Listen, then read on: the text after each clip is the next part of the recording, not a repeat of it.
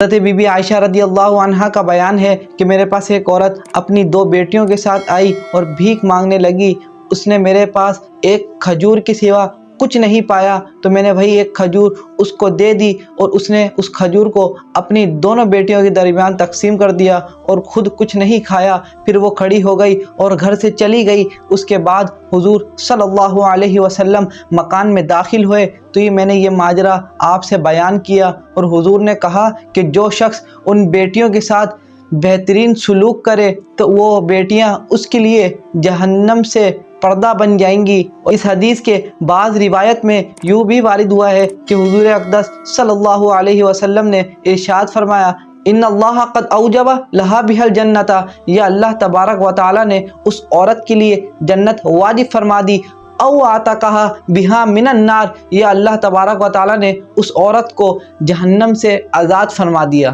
اور حضرت انس رضی اللہ تعالیٰ عنہ کی روایت میں یوں بھی آیا ہے کہ جو مسلمان 2 بیٹیوں کی بالغ ہونے تک پرورش کرے گا تو حضور صلی اللہ علیہ وسلم نے اپنی 2 انگلیوں کو ملا کر کہا کہ وہ اور میں دونوں جنت میں اس طرح ساتھ رہیں گے۔